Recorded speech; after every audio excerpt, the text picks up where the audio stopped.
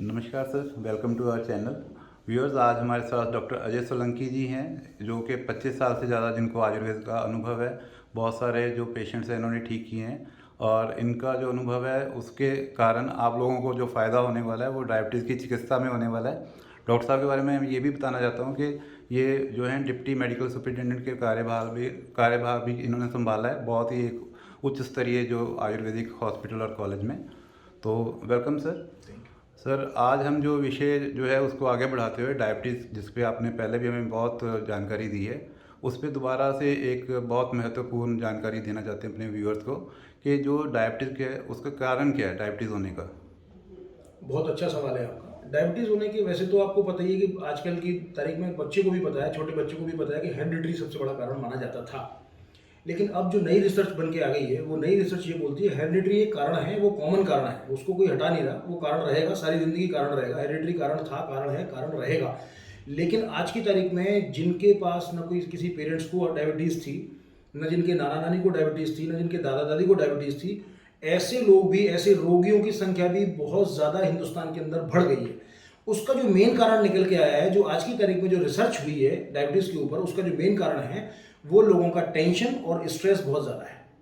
और इतना ज़्यादा टेंशन है जिसका मतलब मैं कहना नहीं चाहता किसी को भी, क्योंकि किस वजह से क्या है वो तो खैर सामाजिक कारण, पारिवारिक कारण, कई तरह के कारण होते हैं टेंशन के। लेकिन एक चीज़ मैं ज़रूर कहना चाहूँगा कि अपने व्यूअर्स को भी बताना चाहूँगा, मेरे दर्शकों से भी मैं विनती करना चाहूँगा कि प्लीज़ आप इस टेंशन को छोड़ दीजिए, इस स्ट्रेस को लेना बंद कर दीजिए। उसका बड़ा कारण ये है कि आप अपने आप को बीमार करते जा रहे हो सर। आप अपने आप को टेंशन फ्री रखोगे, जितना स्ट्रेस फ्री रखोगे, आपकी लाइफ उतनी ही लंबी होगी, उतने ही आप निरोगी काया के स्वामी बनोगे, उतनी ही आप अपना बच्चों का ध्यान दे पाओगे।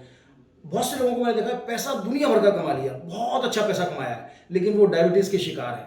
और डायबिटीज़ के शिकार होने के बाद उनको कई बार बिस्तर पे आना पड़ता है, कई बार उनको हॉस्पिटल में एडमिट होना पड़ता है। तो वो अपने पैसे का सुख भी नहीं भोग पा रहे पूरी तरह से। तो मेरी आपसे गुजारिश है कि प्लीज़ आप कम से कम, जो जिसमें कोई पैसा नहीं लगना, जिसमें किसी डॉक्टर की कोई चीज़ नहीं लगनी, जिसमें कोई दवाई नहीं देनी, जिसमें कोई औषधि नहीं है, कुछ उसमें कोई सलाह भी नहीं है, वो सिर्फ आपकी अपनी विल पावर है कि आप अपनी टेंशन और स्ट्रेस को ख़त्म कर डालिए। अब आप बोलेंगे कि टेंशन और स्ट्रेस तो खत्म होने का नाम ही नहीं लेती। होती है, ऐसी बात नहीं कि टेंशन और स्ट्रेस खत्म नहीं होती। मैं भी परिवार से हूँ, मुझे भी टेंशन होती है, मुझे भी स्ट्रेस होता है, लेकिन मुझे भी वो छोड़नी पड़ती है। उसका कारण क्या है कि आपको ना भगवान से जुड़ना पड़ेगा, अपने गॉड से जुड़ना पड़ेगा। जो भी आपका अल्लाह, ईश्वर, गॉड है, जो जीसस क्राइस्ट है, उससे जुड़ना पड़ेगा आपको। जब तक आप परमात्मा से जुड़ोगे नहीं ना, तब तक मजा नहीं आएगा। आप देखो ना, आप इसको कितने युग परिवर्तन हो गए, कितने युग बदल गए, और हर धर्म के गुरुओं ने, हर धर्म के महापुरुषों ने इस धरती पे जन्म लिया है। जब वो अपने कार्यकाल में किसी को नहीं समझा पाए, राम के कार्यकाल में बाली और सुग्रीव समझदार, बाली उतने ही गैर समझदार बोलूंगा मैं, है ना, बेवकूफ बोलना ठीक नहीं लगता, लेकिन उनको अल्टीमेटली मारना पड़ा। उनको समझ में नहीं आई बात, लेकिन रामचंद्र जी को वध करना पड़ा उनका। उधर रावण, है ना, महाराज रावण जो है वो सीता का हरण करके ले गए, सीता मैया का हरण करके ले गए रामचंद्र के युग में ही। तो क्या रामचंद्र ने पैदा होने के बाद रावण और बाली जैसे लोगों को समझा पाए? क्या कृष्ण पैदा होने के बाद दुर्योधन जैसे लोगों को समझा पाए? क्या जीसस क्राइस्ट के समय पे सारे लोग समझदार हो गए थे? क्या जितने भी हमारे गुरु हुए, 10 गुरु हुए, सिख गुरु हुए हमारे, क्या उनके टाइम पे सारे लोग समझदार हो गए थे? नहीं। इन जितने भी लोग हैं ना, इनकी संख्या ऐसी ही रहेगी जैसी है। तो इनके चक्कर में अपनी टेंशन नहीं लेना। कई बार हम लोगों को लगता है कि यार मैं इसको समझा के छोड़ूंगा। कई बार हम कुलीग का टेंशन ले लेते हैं, कई बार एम्प्लॉय का टेंशन ले लेते हैं, कई बार एम्प्लॉयर का टेंशन ले लेते हैं, कई बार बीवी का टेंशन ले लेते हैं, कई बार बच्चों का टेंशन ले लेते हैं। तो मेरी हाथ जोड़ के विनती है कि इन लोगों को ना, जो बड़े बड़े ऋषि मुनि है वो नहीं समझा पाए, जो हमारे महापुरुष हैं वो नहीं समझा पाए, भगवान खुद धरती पे पैदा होकर नहीं समझा पाए, तो जब वो नहीं समझा पाए तो हम इनको समझाने का किस चीज़ का टेंशन ले रहे हैं? और सबसे बड़ी बात, आपको एक बहुत प्यारी सी चीज़ बताऊं मैं, हमसे पहले भी दुनिया थी और हमसे बाद भी दुनिया रहेगी, इसलिए प्लीज़ टेंशन लेना बंद कर दो। आपको लगता है कि मैं ही सब कुछ कर रहा हूँ, ये हमारी बहुत बड़ी भूल है। आपसे पहले भी दुनिया थी, आपके बाद भी दुनिया रहेगी। Please relieve the tension, relieve the stress, और एंजॉय कर सकते हैं जितना लाइफ का एंजॉय करके जियो। मेरी आपसे विनती है, मैं कोई सलाह नहीं दे रहा आपको, मैं आपसे गुजारिश कर रहा हूँ कि जितना आप एंजॉय करके लाइफ को जियोगे ना डियर फ्रेंड्स, उतना ही आप जिंदगी को, लाइफ बहुत खूबसूरत है, बहुत खूबसूरत है।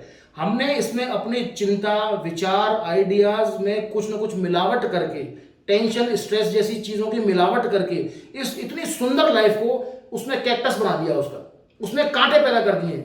वरना बिल्कुल गुलाब का फूल है ये जिंदगी, बिल्कुल गुलाब के फूल की तरह सुगंधित, बहुत सुंदर, और दूर से देख के मतलब इसको मतलब मुग्ध होने वाली चीज है ये लाइफ। मतलब 84 लाख योनियों के बाद हमारा मनुष्य का जीवन जन्म होता है। तो सोच के देखो कि कहाँ से हम आए हुए हैं। तो इसको लाइफ को एंजॉय करो यार। लाइफ सच में बहुत सुंदर है। इसके मुकाबले मतलब वी आर वेरी लकी कि हम लोग ह्यूमन बीइंग्स हैं। परमात्मा ने हमें ही सिर्फ एक ऐसा कंट्रोल दे रखा है, जानवरों को कंट्रोल नहीं दे रखा। जानवर कभी अपने विचारों को कंट्रोल नहीं कर सकते, लेकिन इंसान अपने विचारों को कंट्रोल कर सकता है। और जिस दिन आपके अपने विचार बदल गए, जिस दिन आपने अपने थॉट पे कंट्रोल करना सीख लिया, उसी दिन ये जिंदगी खूबसूरत हो जाएगी।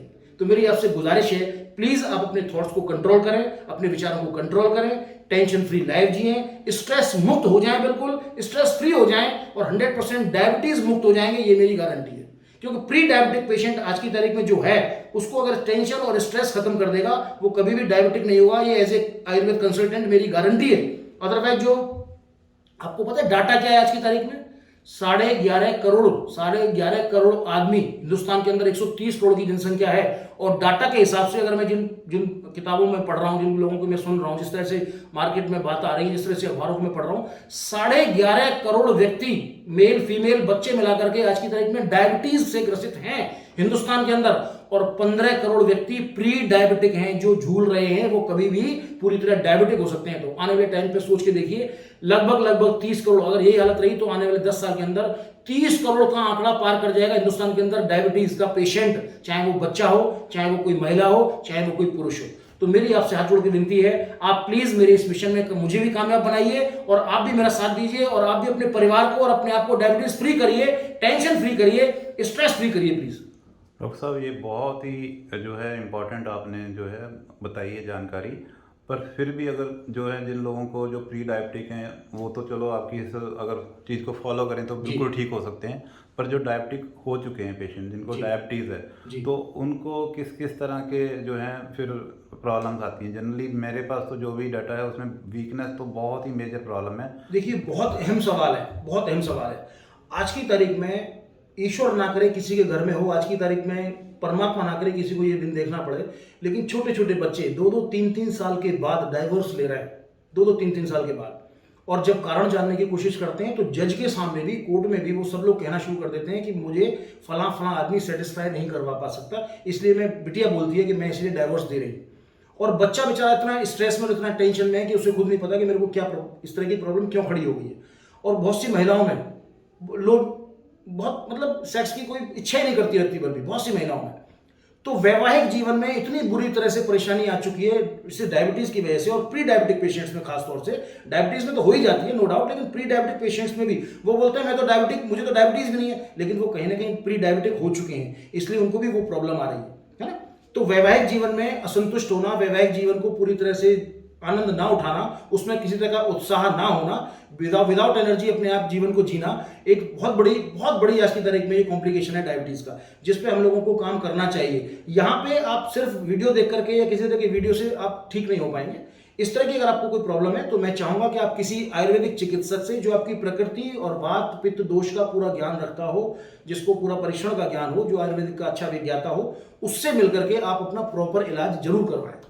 जी, बहुत बहुत धन्यवाद डॉक्टर साहब। ये तो है कि कंसल्टेशन के लिए तो आपसे भी बेहतर कोई नहीं है हमारे नहीं, पास। ऐसी बात नहीं है, और भी डॉक्टर्स हैं, मैं ये नहीं कहूँगा कि दुनिया में एक ही पैदा हुआ है, मुझसे भी बहुत बेहतर डॉक्टर आपको मिलेंगे। समय रहते इलाज करवाना चाहिए। आप ढूंढेंगे तो भगवान भी मिल जाता है। तो आपके निकटवर्ती आयुर्वेद के डॉक्टर बहुत मिलेंगे आपको, और आयुर्वेद जगत बहुत बड़ा जगत है। हम लोगों की यहाँ कोई कमी नहीं है किसी चीज़ की।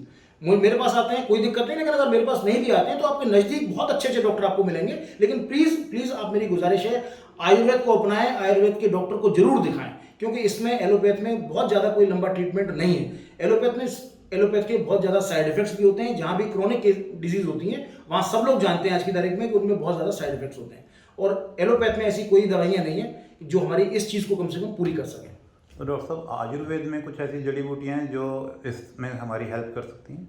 बहुत सारी जड़ी बूटियां हैं, लेकिन मैं चाहूंगा कि दर्शकों को बहुत ज़्यादा जड़ी बूटियों का ज्ञान ना होकर के आपको सिर्फ ये पता होना चाहिए कि मुझे प्रॉब्लम क्या है और मुझे कब और कहाँ दिखाना है। लेकिन फिर भी अगर आप जड़ी बूटियों की बात कर रहे हैं तो कुछ जड़ी बूटियां ऐसी हैं जो आपको थोड़ी बहुत नॉलेज होनी भी चाहिए। जैसे अश्वगंधा है ना, आपकी निशा है, हल्दी है ना, हरिद्रा है, हरिद्रा में कर्क्यूमिन मिला हुआ, वो भी बहुत अच्छा है ना। आंवला है, आमल की रसायन आप ले सकते हैं। तो बहुत सारी शिलाजीत है, बहुत सारी चीज़ें है ना, कौच बीज है, सफ़ेद मूसली है। लेकिन अब यही वाली बात आ जाती है कि ये सारी चीज़ें, अब मैं तो बोल दूंगा कि आप ये सब चीज़ें आपके लिए बहुत अच्छी हैं, लेकिन ये सारी चीज़ें दोष और प्रकृति के आधार पर हम लोग व्यक्ति को देते हैं। और ये सारी चीज़ें एक अच्छे चिकित्सक, एक आयुर्वेदिक अच्छे कंसल्टेंट की देखरेख में ही व्यक्ति को लेनी चाहिए। मार्केट से उठा करके अगर आप कुछ भी ले लेते हैं, फिर आपको फायदा नहीं करती कोई भी चीज़, और बाद में आप दोष देते हैं आयुर्वेद को। इसमें आयुर्वेद का कोई दोष नहीं है। अगर आप आयुर्वेद चिकित्सक की देखरेख में कोई चीज़ खा रहे हैं तो डेफिनेटली वो आपको फायदा करेगी। बहुत बहुत धन्यवाद डॉक्टर साहब, ये जानकारी बहुत ही बहुमूल्य है और स्ट्रेस फ्री रहना I think is the best जड़ी बूटी बहुत भी जरूरी है। ज़्यादा सबसे अच्छा। बड़ी दवाई मैं उसी को मानता हूँ कि जी, जो जी, व्यक्ति जड़ी बूटी से टेंशन भी फ्री उपयोग है, है। स्ट्रेस फ्री है, और 90% उसको कोई बीमारी वैसे भी नहीं छू सकती। शुक्रिया सर। Thank you.